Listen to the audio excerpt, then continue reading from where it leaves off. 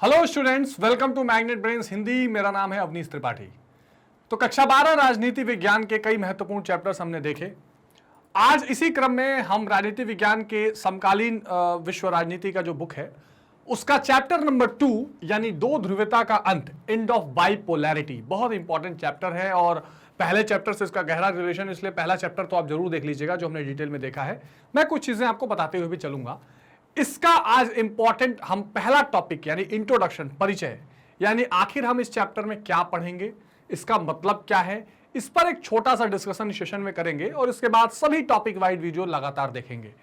तो ये एक इंपॉर्टेंट सेशन लेकर मैं आज आपके सामने उपस्थित हूं।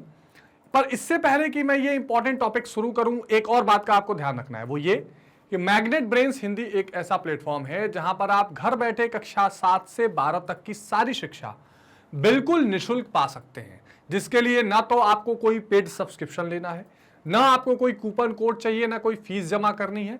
आप घर बैठे अपनी सारी वीडियोस, सारे इंपॉर्टेंट सॉल्यूशंस और सारी जरूरी चीजें, चाहे आप यूपी बोर्ड से हो, एमपी बोर्ड से हो, बिहार बोर्ड से हो या सीबीएसई बोर्ड से हो, बिल्कुल निशुल्क रूप से पा सकते हैं, बिल्कुल निशुल्क रूप से पढ़ सकते हैं।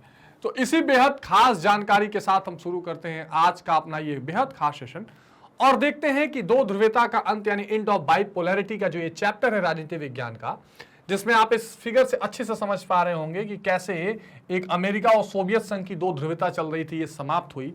इसके बारे में थोड़ी चर्चा करेंगे और इसको समझने का प्रयास करेंगे कि आखिर हम इस चैप्टर में क्या क्या चीजें इंपॉर्टेंट रूप से देखने वाले हैं। तो एक तो सबसे पहले हम समझेंगे इसमें बहुत विशेष रूप से ये कि दो ध्रुवता का अर्थ क्या है। ठीक है, meaning of bipolarity, meaning of bipolarity. ठीक, यानी दो ध्रुवता का अर्थ क्या है। हमने फर्स्ट चैप्टर में ऑलरेडी देखा था कि भाई दो ध्रुवता क्या होती है, बाइपोलैरिटी क्या होती है, कैसे शीत युद्ध शुरू हुआ, कैसी पूरी दुनिया का जो शक्ति संतुलन है वो दो गुटों में बट गया। भाई हमने एक क्विकली अगर आप देखना चाहें तो हमने ये समझा था ना कि भाई 1945 में यानी द्वितीय विश्व युद्ध के बाद 1945 में दो देशों ने जो मिलकर द्वितीय विश्व युद्ध जीता था, उसके बाद यूएनओ बन गया, भाई संयुक्त राष्ट्र संघ बन गया, लेकिन पूरी दुनिया का जो शक्ति संतुलन था वो दो खेमों में बट गया। हमने क्या देखा, हमने देखा भैया कि एक तरफ एक महाशक्ति, दूसरे तरफ दूसरी महाशक्ति बन गई, यानी एक तरफ हो गया अमेरिका, ठीक है, और एक तरफ हो गया सोवियत संघ। बहुत शॉर्ट में मैं परिचय बता रहा हूं आपको, हम डिटेल में चैप्टर में देखेंगे, चैप्टर 1 में भी देख चुके हैं। ये अमेरिका जो था ये लोकतांत्रिक पूंजीवाद को लेकर चल रहा था, यानी एक तरफ लोकतंत्र की बात करता था और दूसरा पूंजीवाद यानी कि कैपिटलिज्म की बात कर रहा था। ठीक बात है, और एक दुनिया का खेमा इसके पीछे चल पड़ा। एक सोवियत संघ था जो सत्तावादी या आप कह सकते हैं साम्यवादी, बाद में वो सत्तावादी की तरफ बढ़ गए, साम्यवादी समाजवाद, लगभग एक जैसे ही बातें हैं, समाजवादी परंपरा पूरी, साम्यवादी। मैं चर्चा करूंगा कि क्या अर्थ है इनका। यानी यहां पर क्या है, पूरी तरह से अर्थव्यवस्था सरकार के कंट्रोल में, कोई निजी स्वामित्व नहीं और बिल्कुल सामूहिक स्वामित्व के साथ सरकार के नियंत्रण में सारी अर्थव्यवस्था चलती है। पूंजीवाद जहां पर सरकार क्या है, पूरी तरह से बाजार पर छोड़ देती है अपनी अर्थव्यवस्था को, और क्या उत्पादन करें, कैसे उत्पादन करें, कीमत क्या होनी चाहिए, इसमें सरकार का कोई हस्तक्षेप नहीं होता।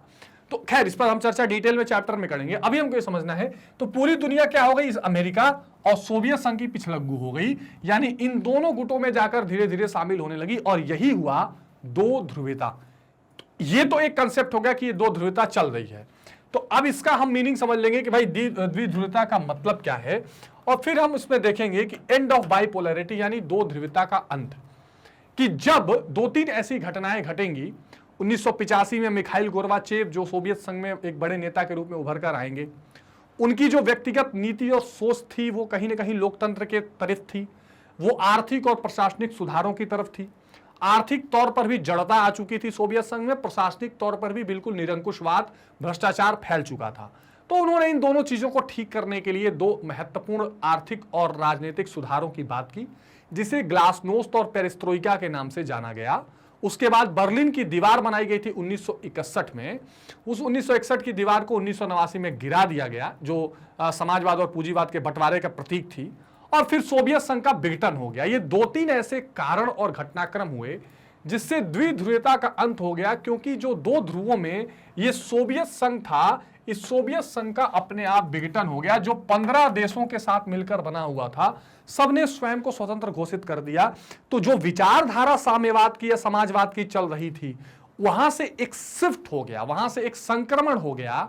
और जब संक्रमण हो गया तो विचारधारात्मक लड़ाई ही जब समाप्त हो गई, तो फिर 2 ध्रुवता का कोई मतलब नहीं है। हाँ, रूस उत्तराधिकारी के तौर पर उभरा, पर शायद सोवियत संघ जितना वो चैलेंज लेकर नहीं उभर रहा था।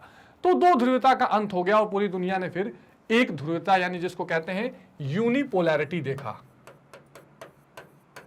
यूनिपोलैरिटी देखा, जो आगे चलकर धीरे धीरे अब मल्टीपोलैरिटी का रूप ले रही है, जिसको बोलते हैं बहुध्रुवीता। यानी पहले दुनिया में 2 बॉस थे, फिर वहां से एक अमेरिका बना, और अब ऐसा दिख रहा है कि पावर सेंटर जो है, शक्ति केंद्र जो है, वो कई सारे बन रहे हैं। तो अब द्विध्रुवता से एक ध्रुवता और वहां से बहुध्रुवता की तरफ पूरे दुनिया का संक्रमण चल रहा है। इसको थोड़ा समझेंगे। तो इसी क्रम में विश्व राजनीति में नई इकाइयों का अभ्युदय हम देखेंगे, जिसमें रूस का अभ्युदय देखेंगे, पूरे प्रोसेस को समझेंगे कि कैसे सोवियत संघ का विघटन हो गया, क्या क्या इसका रीजन रहा, ये सब देखेंगे। सोवियत संघ के विघटन के बारे में देखेंगे। शॉक थेरेपी क्या है, शॉक थेरेपी, इसको थोड़ा सा समझेंगे कि सोवियत संघ का विघटन जो हुआ उसमें शॉक थेरेपी, मतलब इसको तो आप बोलेंगे disintegration of USSR, disintegration of USSR, लेकिन इसके लिए उत्तरदायी कारण क्या था, शॉक थेरेपी थी। शॉक थेरेपी एक ऐसा आप कह सकते हैं प्रोसेस था, जिसके लिए एक बड़ी उपयुक्त लाइन आती है, और वो लाइन आती है सत्तावादी साम्यवाद से लोकतंत्रात्मक पूंजीवाद की ओर संक्रमण की ओर संक्रमण। तो लोक सत्तावादी जो साम्यवाद था, यानी जो कम्युनिज्म था, वहां से लोकतंत्रात्मक पूंजीवाद की तरफ, पूंजीवाद की ओर कष्टप्रद संक्रमण, क्योंकि उसमें बहुत दिक्कत हुआ, अर्थव्यवस्थाएं चरमराने लगी, और एक तरह से जो उम्मीद थी उसके विपरीत परिणाम आने लगे।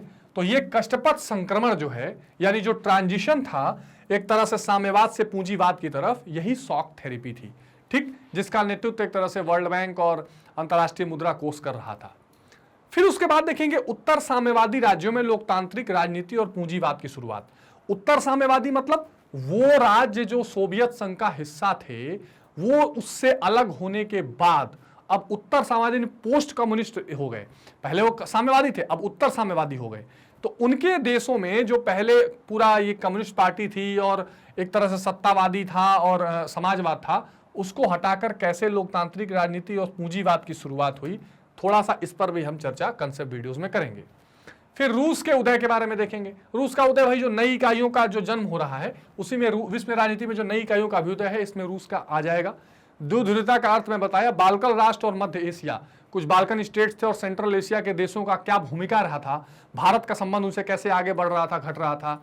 सोवियत संघ के जो जॉर्जिया और रसिया जैसे देश थे, वो मध्य एशिया को कैसे एक बर्डन के रूप में देख रहे थे विघटन के समय, इस पर चर्चा करेंगे।